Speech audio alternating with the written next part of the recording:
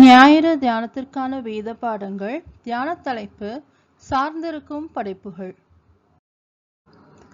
பழைய ஏற்பாட்டு பகுதியாக ஆதியாகமம் 2ஆம் அதிகாரம் வசனங்கள் 1 முதல் 15 முடிய.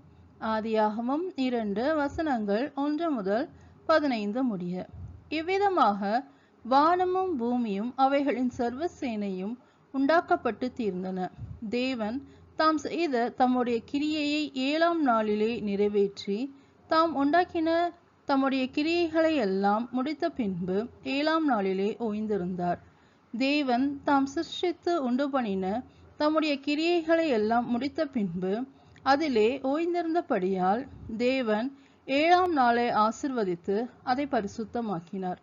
தேவனாகிய கர்த்தர் பூமியையும் வானத்தையும் உண்டாக்கின நாளிலே வானமும் பூமியும் சிருஷ்டிக்கப்பட்ட வரலாறு இவைகளே. நிலத்தினுடைய சகலவித செடிகளும் பூமியின் மேல் இன்னும் உண்டாகவில்லை. நிலத்தினுடைய சகலவித பூண்டுகளும் இன்னும் முளைக்கவில்லை. ஏனெனில் தேவனாகிய கர்த்தர் பூமியின் மேல் இன்னும் மழையை பெய்ய பண்ணவில்லை. நிலத்தை பண்படுத்த மனுஷனும் இருந்ததில்லை. அப்பொழுது மூடு பனி பூமியிலிருந்து எழும்பி பூமியை எல்லாம் நனைத்தது. தேவனாகிய கர்த்தர் மனுஷனை பூமியின் மண்ணினாலே உருவாக்கி ஜீவ சுவாசத்தை அவன் நாசியிலே ஊதினார். மனுஷன் ஜீவாத்மாவானான். தேவனாகிய கர்த்தர் கிழக்கே ஏதேன் என்னும் ஒரு தோட்டத்தை உண்டாக்கி தாம் உருவாக்கின மனுஷனை அதிலே வைத்தார். தேவனாகிய கர்த்தர் பார்வைக்கு அழகும் புசிப்புக்கு நலமுமான சகலவித விருட்சங்களையும் தோட்டத்தின் நடுவிலே ஜீவ விருட்சத்தையும் நன்மை தீமை அறியத்தக்க விருட்சத்தையும் பூமியிலிருந்து முளைக்க பண்ணினார். தோட்டத்துக்கு தண்ணீர் பாயும்படி ஏதேனிலிருந்து ஒரு நதி ஓடி அங்கே இருந்து பிரிந்து 4 பெரிய ஆறுகளாயிற்று. முதலாம் ஆற்றுக்கு பைசோன் என்று பேர். அது ஆவில்லா தேசம் முழுவதையும் சுற்றி ஓடும். அவ்விடத்திலே பொன் விளையும். அந்த தேசத்தின் பொன் நல்லது. அவ்விடத்திலே பித்தோலாகும் கோமேத கல்லும் உண்டு. 2ஆம் ஆற்றுக்கு கீகோன் என்று பேர். அது எத்தியோப்பியா தேசம் முழுவதையும் சுற்றி ஓடும். 3ஆம் ஆற்றுக்கு இத்தகேல் என்று பேர். அது அசிரியாவுக்கு கிழக்கே ஓடும். 4ஆம் ஆற்றுக்கு ஐப்ராத்து என்று பேர். தேவனாகிய கர்த்தர் மனுஷனை ஏதேன் தோட்டத்தில் அழைத்து கொண்டு வந்து அதை பண்படுத்தவும் காக்கவும் வைத்தார் என்பதே. தேவனுக்கே மகிமை உண்டாவதாக. நிருப பாடமாக அப்போஸ்தலனாகிய பவுல் கொலோசையருக்கு எழுதின நிருபம் 2ஆம் அதிகாரம் வசனங்கள் 16 முதல் 23 முடிய. கொலோசையர் 2 வசனங்கள் 16 முதல் 23 முடிய.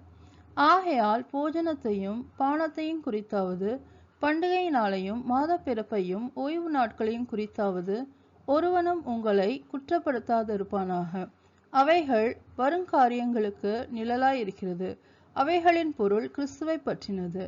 கணுக்களாலும் கட்டுகளாலும் உதவி பெற்று இணைக்கப்பட்டு தேவ வளர்ச்சியாய் வளர்ந்தேறுகிற சரீரம் முழுவதையும் ஆதரிக்கிற தலையை பற்றி கொள்ளாமல் மாயமான தாழ்மையிலும் தேவ தூதர்களுக்கு செய்யும் ஆராதனையிலும் விருப்பமுற்று காணாதவைகளிலே துணிவாய் நுழைந்து தன் மாம்ச சிந்தையினாலே வீணாய் இருமாப்பு கொண்டிருக்கிற எவனும் உங்கள் பந்தய பொருளை நீங்கள் இழந்து போகும்படி உங்களை வஞ்சியாதிருக்க பாருங்கள்.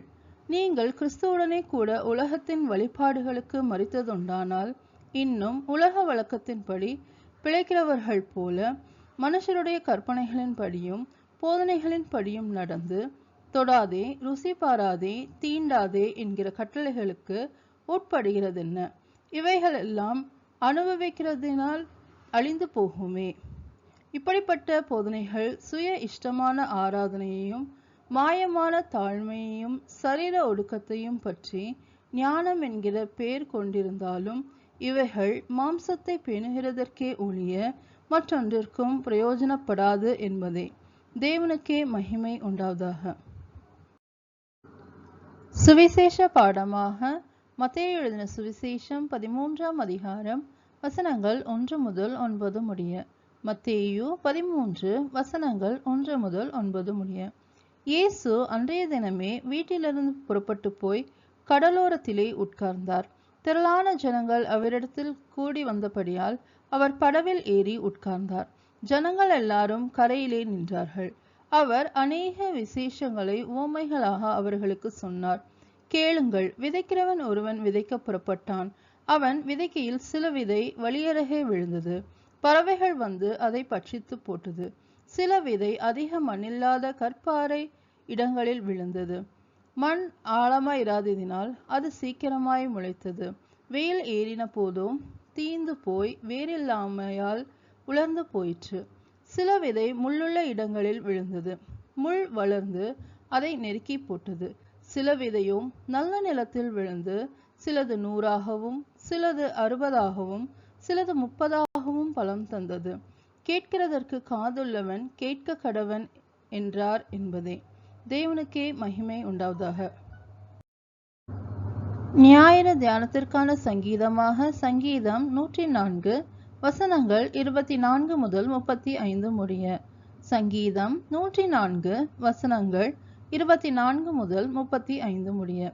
கர்த்தாவே, உமது கிரியைகள் எவ்வளவு திரளாயிருக்கிறது! அவைகள் எல்லாம் ஞானமாய் படைத்தீர். பூமி உம்முடைய பொருள்களினால் நிறைந்திருக்கிறது.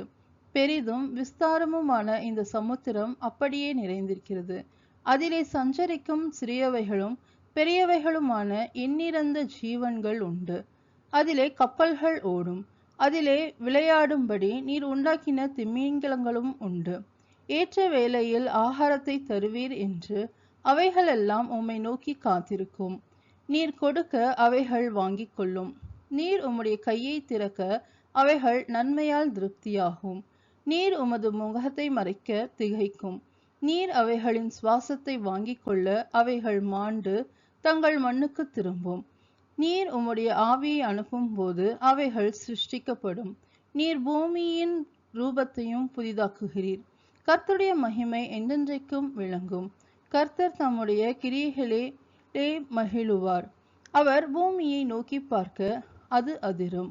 அவர் பர்வதங்களை தொட அவைகள் புகையும். நான் உயிரோடு இருக்கும் மட்டும் என் கர்த்தரை பாடுவேன். நான் உள்ளளவும் என் தேவனை கீர்த்தனம் பண்ணுவேன். நான் அவரை தியானிக்கும் தியானம் இனிதாயிருக்கும். நான் கர்த்தருக்குள் மகிழ்வேன்.